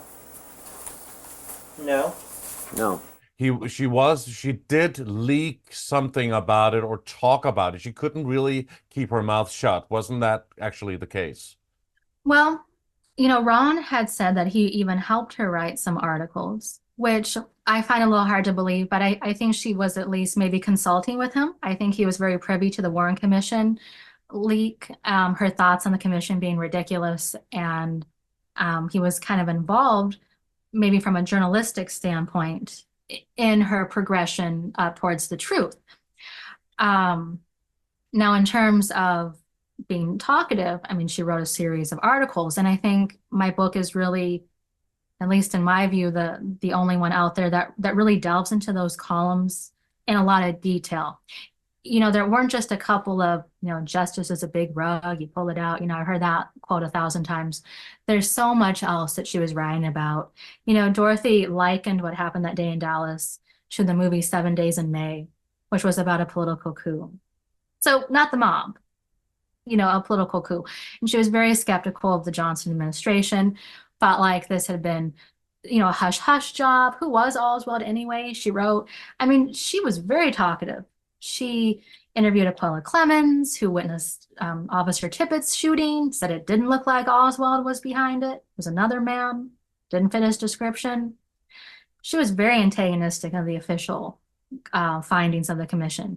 And just numerous articles, actual articles, not column, not Voice of Broadway, byline news stories that were running across the country. So this was going on. I would say if I had to give you a turning point, when Kennedy was assassinated, the first few days, the columns were very sentimental, like when she and Carrie met the president and how wonderful Jackie is and how regal and classy she is. And then when Jack Ruby assassinated Lee Harvey Oswald on live television, meaning there would not be a trial. The tone of those columns and articles changed dramatically. They went from a nation in mourning to what's going on in Dallas? What's the security detail like? Charles de Gaulle can't go anywhere without all the security detail. What are we doing with open motorcades? And what's going on there? She added the Dallas police chief, Jesse Curry. He told the press that, well, yeah, we always knew it came from behind, the TSBD building. Yeah, we knew that from the beginning. Well, Dorothy obtained Dallas police radio records, of communication among officers, in their vehicles. And Chief Curry was actually riding in the pilot car ahead of the motorcade. So had a very good view of that triple overpass, the grassy knoll, the front, And what his radio communication says is, get a man on that overpass. I want to know what's going on over there. Then he tells the press, oh, no, we always knew it was the TSBD building behind. We always knew it. And Dorothy was saying, well, no, you didn't. And you didn't have that building secured for at least 20 minutes. I mean, she was really poking so many holes in this story that I think people don't realize just how many columns she wrote and all of the suspicions she cast on the government as being behind this potentially, the Johnson administration, CIA, Secret Service. I think that's likely. I've kind of delved into that. I don't know how much you want to go into it, but I'm certainly more of the CIA, Lyndon Johnson behind the assassination, where I know other authors have been more organized crime solely feeling that way. I began this kind of thinking it was mob too, Carlos Marcello. I was just referring to a few notes here, if you'll bear with me. But one thing that I want people to know is Life magazine was planning quite a big story on Lyndon Johnson's corruption, and it was going to be a week after the assassination. They've been working on it all summer. Even Robert Kennedy's Justice Department was supplying information. And if Kennedy had not died when he did, Lyndon would have to have been forced to resign and prosecuted. The Billy Sol Estes stuff, the Bobby Baker scandals, that was all going to be exposed by Life magazine. And then JFK was killed, and they killed the story too. And then I also think another thing people have to bear in mind, and there was a very interesting documentary recently on what the doctors knew. The Parkland Hospital doctors felt very convinced at least one shot came from the front. So that's interesting. And I don't know if a lot of people realize that the hospital there wanted to do the autopsy in Dallas, that was the state law. You die in Dallas County, we do the autopsy in Dallas County. And I'm not always good with names, but the coroner who was at the hospital said, the body's going to stay here, I'm going to do the autopsy. And he was physically lifted up by a Secret Service agent and set down and told, no, you're not, we're taking the body. And the thing about Parkland Hospital is those doctors were some of the best trauma, gunshot wound, stabbing wound experts in the country. They saw a lot of crime. And instead, the Secret Service, and I kind of speculate as to why and how all that happened. Instead, the president's body is taken to Bethesda Naval Hospital, and his autopsy performed by people who weren't skilled in gunshot wounds. And it's just quite suspicious, I think, because who would have the influence to say, we're taking the body, we're going to a naval hospital, meaning we'd be under court-martial. We'd be under court-martial if we didn't follow directions. Would this be Carlos Marcello?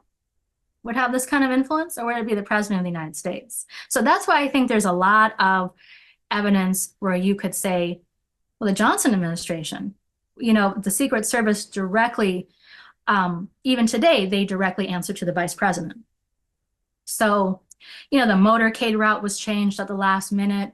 There's so many little details of this, the devil's in the details, as they say, but it couldn't have been organized crime, at least on its own. Maybe one of the shooters was mob, that could be, but I think this was very likely orchestrated by Lyndon Johnson, by the CIA, rogue elements. You have to bear some of that in mind. about, Kennedy had planned to get rid of the oil depletion allowance, which was a tax loophole.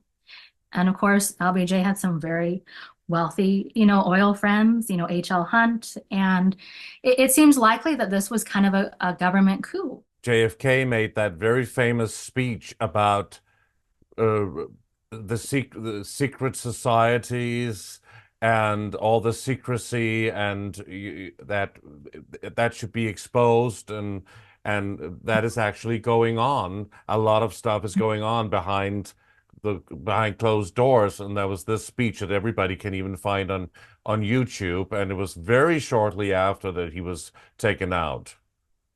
I mean, it seems likely that Lyndon would be able to better serve these interests of the kind of these moneyed individuals. And of course, look at the Warren Commission. I mean, look who was on it. They were government people investigating the government, really. Allen Dulles, had been fired by JFK as head of the CIA, largely due to the Bay of Pigs fiasco.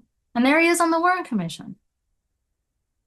What did any of them know about anything? I mean, I think that is a fair criticism of they weren't forensic experts, they weren't doctors, they weren't pathologists, they weren't ballistic experts. The single bullet theory, they were just really stretching. And I feel like if it was just the mob behind it, Marcello or Trafficante or Giancana, if it was just a mobster who killed Kennedy, just bring them in. Bring them in and arrest them.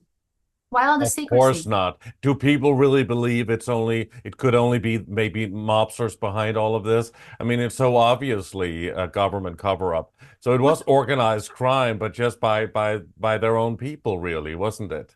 Government organized crime. Well, I mean, I think there are some authors that we've named today that are a little bit more of the mob was behind it. I don't think they're as critical of the CIA, from what I've read.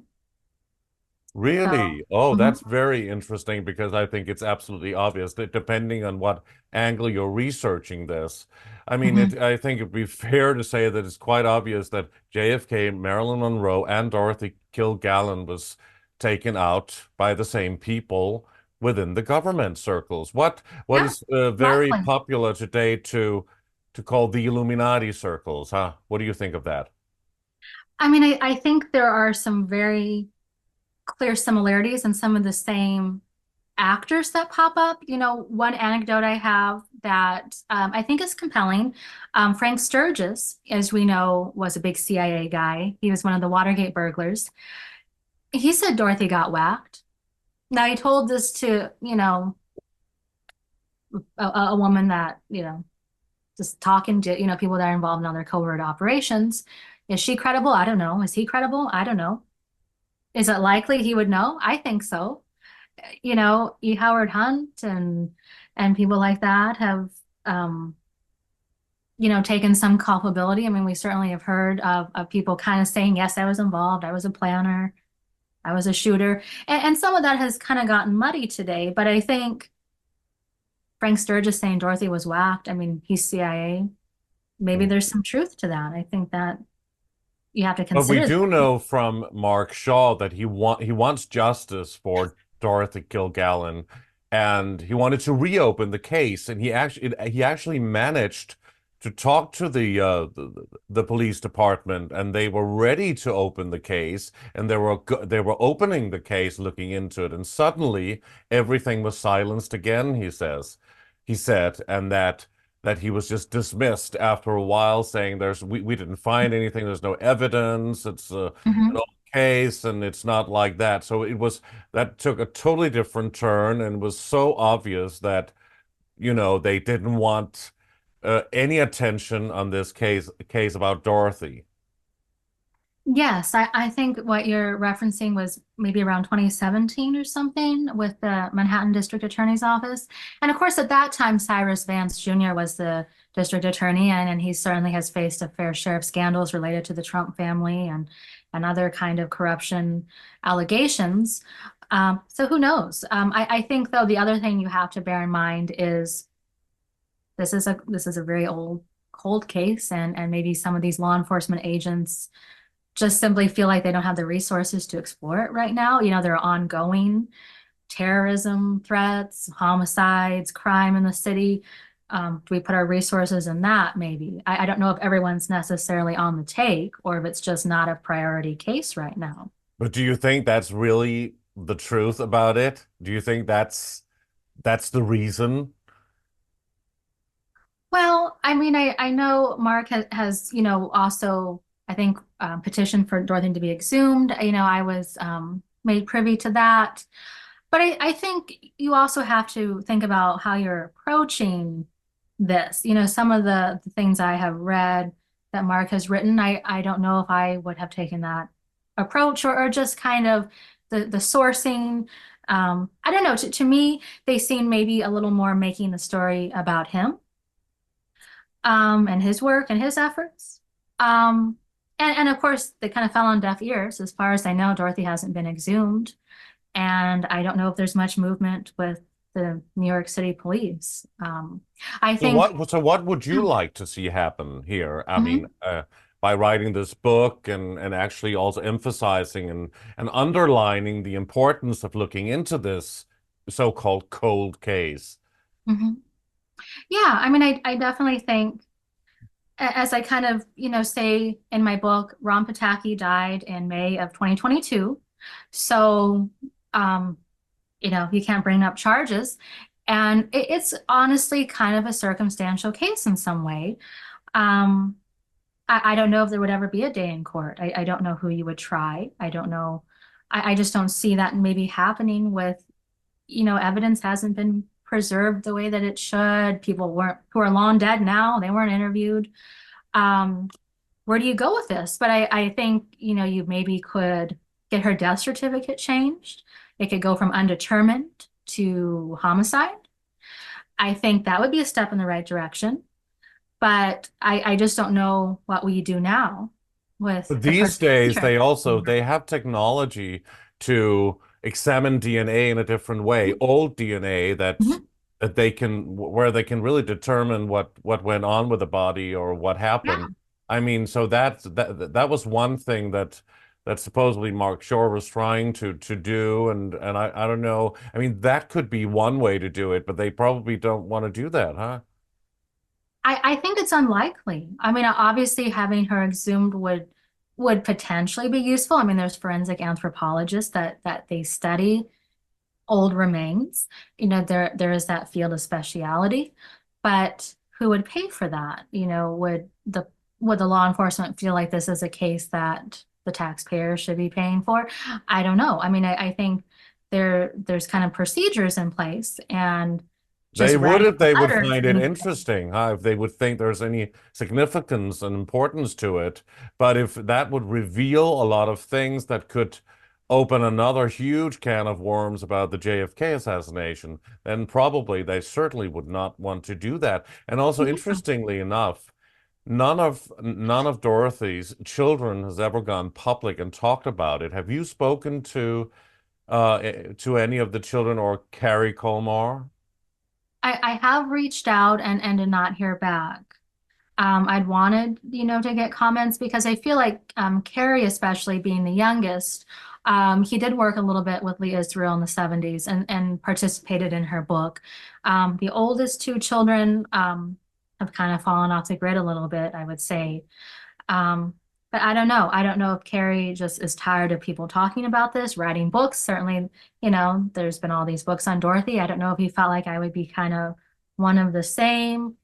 Didn't want to talk to me. I don't know if he's been contacted by other authors and just didn't want to get Yeah, but involved. has he ever spoken to anybody really, except maybe Lee Israel? But that was in 78. It's 50, 45, whatever years ago.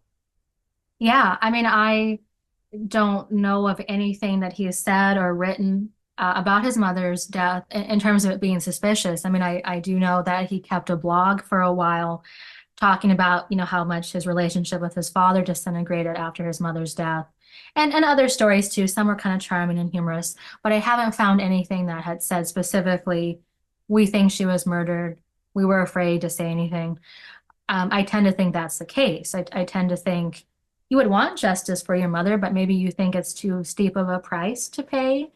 Or or maybe he work for was your own. threatened Right. and told not to ever talk about it, or else. I mean, that is the first thing that comes to mind. Otherwise, you would really go for it, right? His mother Possible. would. Yeah. Yeah. I have been a little surprised, that her family, children didn't seem to be particularly, at least publicly vocal.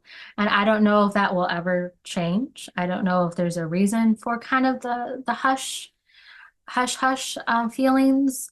But I could definitely see them being afraid of the repercussions or fearful of different powers. But I would think, though, if you think JFK was, died through a conspiracy and Dorothy was, you'd have to think, okay, well, that's why Dorothy died. It wasn't some other unrelated situation, to connect those dots. And would law enforcement today want to pursue this case that Dorothy was killed because of her investigation of the Kennedy assassination? Because at least here in our, kids' textbooks, Lee Harvey Oswald killed JFK. No conspiracy, lone gunman, single bullet theory. That is the official story. So anytime you challenge that, you kind of get that label a little bit of being, a conspiracy theorist or kind of dismissed as But it's being. very interesting that that term, conspiracy theorist, came out and was invented by the CIA in 1963, right, or 1964, after the JFK assassination. That was like a new term that came out there and was heavily publicized and promoted in a way in order to laugh at people who were asking critical Mhm. questions, like Dorothy publicly, but also just people in general thinking there's something that just does not make sense here. And the same goes probably with 9/11 and other cases and other things happening, you know. Can we always just depend on what they're saying in the media and whatever is the truth, like the NIST report or the Warren Commission and all those things? I mean, these are government officials. That's the same people that organize this whole thing, huh? Well, yeah, I mean, they're kind of the people with the power. They have the commission and they all had their, resumes of being, governors, senators, top ranking officials. So, of course, whatever they conclude must be the truth. I think that was pushed out heavily, kind of that, I'd say it was kind of fall of 64 when the Warren Commission report was released. And Dorothy very much called them out on, well, you kind of just interviewed people who agreed with you. You didn't include all the other information. And she even talked about disappearing witnesses. And, we kind of know that today of sort of those convenient deaths associated with the Yeah, there were assassination. a lot of those, huh? But also, interestingly enough, Ron Pataki wrote some very, very strange poems. Hmm. And I think you maybe should talk about those poems because they are very clearly telling the world that he had something to do with Dorothy's death. Yeah, and if I can find the graphic, I'll even show you. But yes, and I did know if maybe some of those poems were even kind of what you might say is sort of a subliminal confession, or who writes those kind of things, right? He of course dismissed them as, I've written 1,000 poems. Who cares about this one? Can I just ask you, now that your father and you knew Ron Pataki, Mhm. and you also actually told him, we do suspect that you participated in this and and all that. Did he seem slick or manipulative or being on the surface? And you said he was very cordial and all that. Was he Yeah. pretending? Yes. I don't know if that bespeaks of kind of psychopathy, but yes, but he read the article. So of course the article wasn't a secret, and it's very suspicious of his relationship and etc. Well, he immediately called them our, new, what do you want to call it, just our number, with the magazine, and was very complimentary of it, thought it was great. Hope my journalism career just really took off, and at one point even said that, he had no children and maybe I'd like some of his, movie memorabilia someday. He said And that, being so like really nice and accommodating to you, wanting to be like your friend. well, and that's why I think we began running tape. I didn't have an immediate plan for a book, after that article came out. But I think, just as being journalists, we felt like you may as well keep this going. You never know what could come of it. So yes, of course, we thought it was strange that we all but said you did it. And he's calling to shoot the breeze. How's it going? What's your favorite kind of such and such? And it just seemed kind of odd. I don't know if he wanted just to kind of stay close to see what we were doing. I don't know. I don't know. But So he was manipulative in a way. He was like I think so. charming and would you say he may be a psychopath? I mean, I use that word psychopath just because, I think most people would kind of take offense at a little bit of this or say, I'm not going to talk to you. This is not, no, thank you, hang up the phone, not answer your letter, whatever. But he always seemed very interested in talking about Dorothy. And we know that, based on criminal profiling, some people like to kind of keep revisiting their wrongdoings. They like to talk about it. They like to know what the police are working on. They like the thrill of it, maybe. That's just my opinion. I don't know. Maybe he wasn't involved in her death. I think it's likely he was, but unfortunately, we will never totally know. There's no way to, conclusively prove it at this point. So much time has passed and he's dead now. Yeah, that's very interesting. It does seem Mhm. very narcissistic and uh, psychopathic. Yes. Yes. And just also throughout my research, I'd found times in Pataki's past where he was arrested for, disorderly conduct, some violent behavior. I think there were some domestic violence issues. Nothing of a grand scale, but, just to kind of document a little bit of maybe a history of anger or violent behavior. I thought it was worth at least including in the Mhm. book. And, you could draw your own conclusions if that equates what it does. But there's a little Very bit of a history interesting. there. He has a poem he wrote called Vodka Roulette, Seen as Relief Possibility. And so he writes, while I'm spilling my guts, she is driving me nuts. Please fetch us 2 drinks on the run. Just skip all the noise and make one of them poison, and don't even tell me which one. So I don't know, it's an odd poem. I guess I find the fact that he was obviously involved with the CIA to be a little more of, to me, a smoking gun than a poem on its own.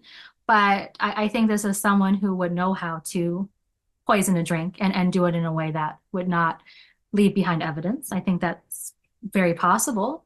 And that And was maybe probably what he was assigned to do. First of all, being involved with Dorothy, interested in the JFK, pumping her for information, pretending to be interested in her emotionally and sexually, and using her for that, and, and possibly also for information. He's actually just giving it away, isn't he, in a way? Why would he write it?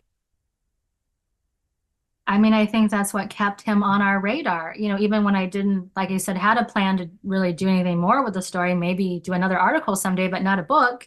I'm glad we kind of kept that documented because as we looked at some of these comments, they were maybe said offhand, but then you'd go, well, wait a minute, when did he say he was in Guatemala? Well, there was a political coup that year.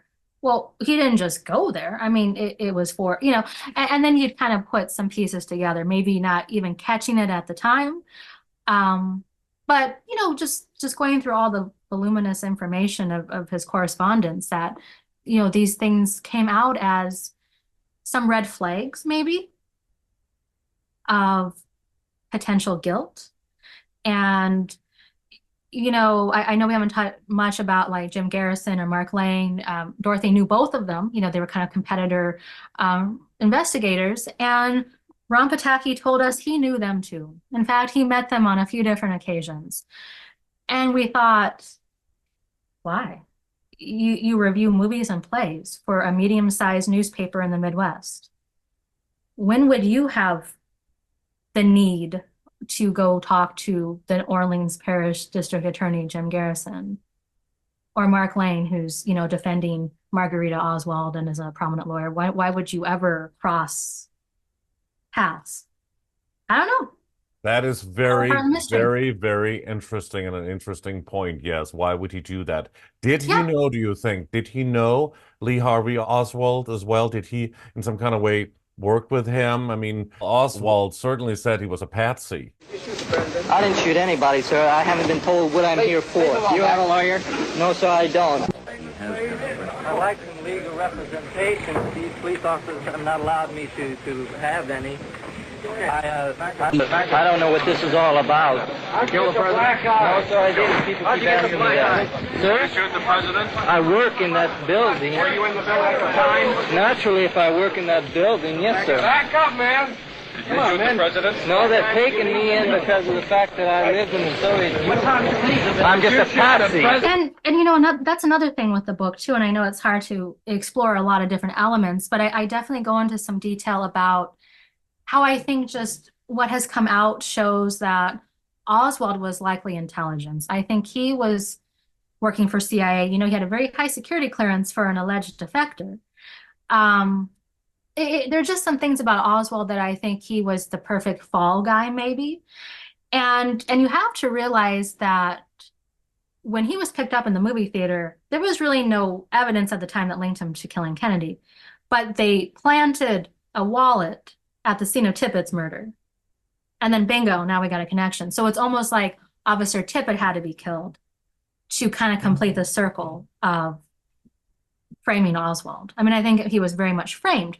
I mean, you even talking to, you know, the Parkland Hospital doctors, who I don't think had any kind of agenda, political agenda, they said they were told from immediately at the press conference to not talk about the president being shot from the front. They were accosted by Secret Service saying, don't ever say that again. Well, we already had all the facts at that point. You know, a couple hours after the assassination, they knew everything. Really? They had the whole story lined up? I think because they had it lined up before the assassination even happened. And they also staged Jack Ruby and him assassinating Oswald on television, live television, didn't they? I mean, who was he? I mean, I think Dorothy, she was the only one who was allowed to, or invited by him himself maybe to interview him, right? Well, and I think you have to kind of keep in mind, Dorothy was kind of a celebrity. You know, in Jack Ruby's Carousel Club, they'd watch What's My Line? And they'd be like, shh, Dorothy's on, you know? So I think he was kind of a fan and was flattered. And I think that's how she was able to kind of get that in. Obviously, Melvin Belli and Joe Tonahill, the co-counsel, respected Dorothy, probably kind of admired her too, and facilitated those conversations. And I think that may have gotten some momentum going with where kind of Dorothy started to probe. I would think he gave her some information. I don't know the total extent of it, but he obviously had organized crime connections. Melvin Belli was a mobster lawyer. He was not a criminal defense lawyer. Clearly, I mean, Jack Ruby got the death penalty, so he obviously wasn't a very good attorney and for that type of crime. So I think, and as Dorothy wrote, she said, you know, as I've covered trials, she said, you know, I've covered murder trials.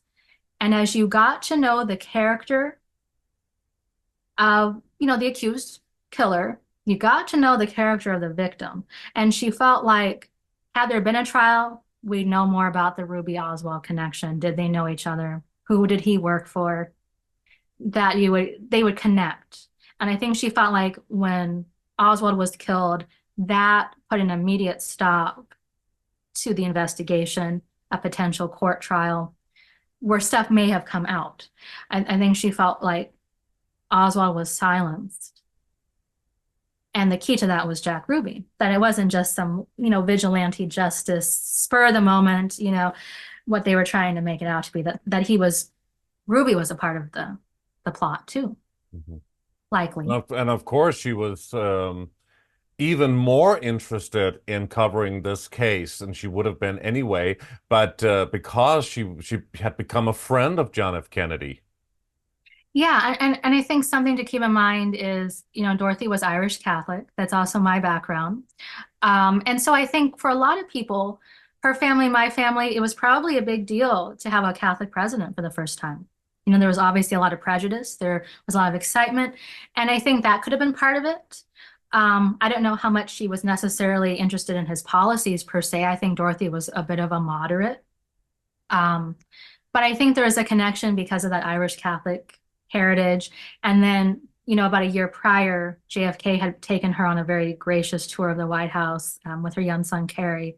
And I think she was just very struck by the leader of the free world listening to her little boy talk and ask questions and in such a human kind of way that I think it kind of became personal a little bit. It became personal, certainly, Yeah. but wasn't she a Republican? She was certainly involved, and this is a very dark chapter, I would have to suggest. She was involved, or she supported the Joseph McCarthy hearings and the communist witch hunt in Hollywood, where lots of people were also well, accused of being a communist and had to go into exile, even though they weren't. Yeah. And there was this paranoia going on in the world at that time, huh? And I think it's kind of interesting because as far as I've seen, I haven't really seen Dorothy be very defending a McCarthy, but she was very critical of Castro. She was very anti-Castro, anti-Khrushchev, and even would write columns about how has the government fallen for this? This is not going to be a good regime. That's how the Jack Parr feud had begun. Parr was very flattering, complimentary of Castro, and she criticized that, and thus began their feud. So I don't know if she was so much kind of a communist witch hunter as she was just very anti-communism in general and kind of who the government was communicating with, supporting different rulers we were backing. She seemed to have a lot of very geopolitical interests, not just confined to US politics, just seemed very interested in what was going on in like Latin America, obviously Cold War issues. Yeah, so I don't know if I could quite say, Hedda Hopper was very, she was quite a Cold Warrior. I mean, she was naming names and she was very involved in the witch hunts. I don't see that as much of Dorothy. I see that more of just very critical of Castro and just very anti-US working with him. She just did not trust him. And of course, some of that proved to be accurate, I guess you could say. Hmm. So there was another Pataki poem that is also pretty eye-opening that I think we should also include. This other poem I think you were talking about is called Never Trust a Stiff at a Typewriter. Yes. Okay. So I kind of more paraphrase of it. He said, quote, there's a way to quench a gossip stench that never fails. One cannot write if zippered tight, and that someone who's dead can sell no tales. And so some people see these lines as kind of a chilling reference to how Dorothy died. But he told our magazine that he's written over 2,000 poems and that, we're taking it out of context. Those, ones that I read. That, we all kind of just write about those kind of things. Well, it's pretty obvious, don't you think? Well, I think that's why it's been hard to kind of let this story go, because there are these loose ends. Do you think that Ron Pataki knew that he was secured in a way that whatever was in his, whoever was protecting him would always make sure that he would be secured even to his dying day, and that's why he would not be prosecuted. The case will not be reopened, and he could be a little bit laissez-faire, a French word for not really, it's charming and a bit conniving about it when he spoke to you and your father and other authors. Yes. Yeah. I mean, I don't know why you would want to keep talking to someone who was kind of poking the bear a little bit, asking questions and probing, unless you felt like, what's going to happen? Mm-hmm. So what now? Now you have this book out, The Incredible Life and Mysterious Death of Dorothy Kilgallen. Yes, do hold that book up a bit. Is that okay? Yeah. And it seems like a pretty big book. It's a little over 400 pages. And one thing I was glad to do that you don't see in every book is putting photos within the text, kind of real time. Like I love this one. Woman columnist gets Jack Ruby's testimony. If that isn't sexist, I don't know what is. Eye roll. Um, Today you would never write it, but at that time, no, who was a woman columnist talking about it? I mean, mostly they were Hedda Hopper and Luella Parsons, and they were only in Hollywood, basically, weren't they? I mean, doing yeah, these gossips, this cinema stuff, which Dorothy did as well in yeah. theater. But still, they were like the only ones, but you did not see a woman in that field at that time. It just wasn't the time when and you're interested in the past as well, looking at the old films and the old film stars and everybody appearing on What's My Line. I mean, that era was totally different. But there's also an amazing charm and something wonderful about that era. People were very courteous and they had great manners and they spoke properly. Everything was different at that time, and which the world totally lacks today. Don't you agree? Well, and I think a lot of people, especially kind of maybe my parents' generation, baby boomer generation, feel like that loss of innocence was very much after Kennedy was assassinated, that you can maybe even draw a line there, um, of just things being different, like a little less civility, a little less kindness, less optimism. And, we sank, this country sank deeper into the Vietnam War, and then we had Watergate, and then Gerald Ford became president, he was on the Warren Commission, and okay, things But just kind also of in went the from there. 60s, it changed the world in terms of the racial barrier and the women's liberation and the youth rebellion that happened at that time, which was also fascinating. The 60s really changed the world, didn't it? I mean, I think so. And I think, some people maybe think Dorothy was a bit old-fashioned on some things, maybe wasn't quite totally up on that. But, she also very famously testified during Lenny Bruce's obscenity hearings and called for free speech. And what he said in his stand-up act was should be allowed, to go, and yet was critical of some other types of literature or um, comedians, or I don't know. Maybe she was a bit of a crossroads herself, that she thought something was maybe a little tacky, or she didn't like, swear words, but she understood that there was merit to people like Lenny Bruce, who were telling it like it is, had a certain way of talking or representing, so there's a little Dorothy complexity there. certainly must have been an advocate for freedom of speech. That was what she was fighting for, and she fought for it Mhm. all the time. And Mhm. she certainly was a groundbreaker in a way. But it seems like these days, it's like freedom of speech is being challenged. We cannot just say what we feel. Everybody's being offended, and there's this whole woke thing where you have to be so careful.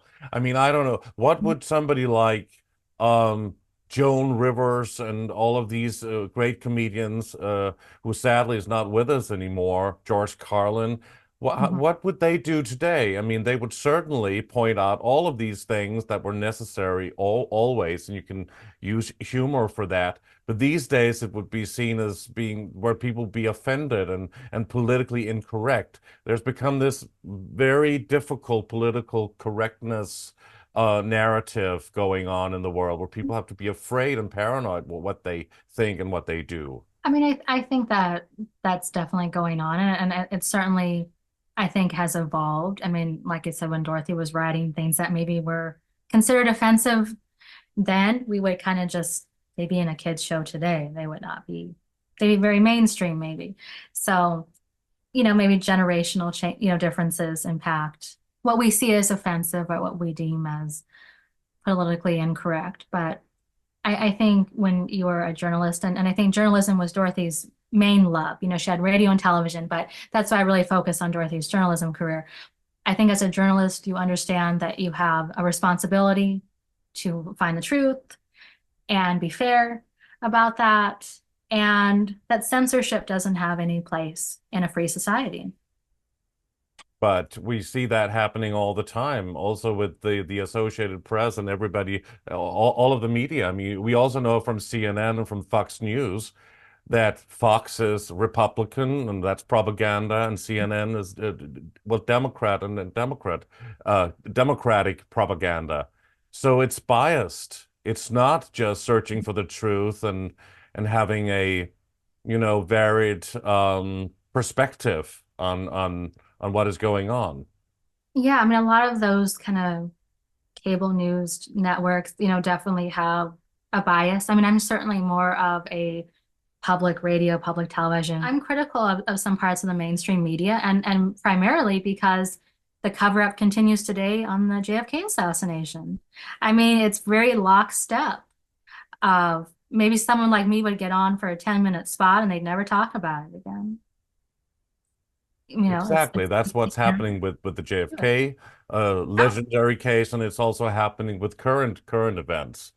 So so do we really have freedom of speech and a free press? I kind of doubt it. But I mean, your book here, which is you've put a lot of effort into it, what would you like to see come from this? What is your main mission with this book here in our remaining moments? My mission. That's a great question. I think first and foremost to tell Dorothy's story. I'm 33 years old. A lot of people my age don't know Dorothy. I think that alone is a crime that people don't know Dorothy. I want people to know her as a writer, as a journalist, a glass ceiling breaker, a devoted mother, a great conversationalist, a style icon. There's so much about Dorothy that people need to know about. And of course, I'd like to see some movement in terms of justice for her death. Like I said, I don't think there'll be a day in court because who's left? But I think there could definitely be a public acknowledgement that she was killed. I think that would be a very huge step in the right direction. Great. And do you have any final words for our viewers? Well, I just really appreciate this opportunity to be on your show. And, there's so much, to delve into. I mean, I guess I hope people pick up the book, learn more about just what a wonderful writer Dorothy was. She created what I call word pictures. She was just a really talented woman who faced a lot of sexism and bigotry and just constantly went up against people who were trying to take her down a notch. And she was just this little gal, very petite, kind of this fashionista, and yet she had, the sword, they say that the pen is mightier than the sword. And I think she really took that up, that, she wasn't a very intimidating person, but I think she felt like that power, much like I feel like, is in your writing. Like that is the way that you can express yourself. I have this story inside me, I want to tell it.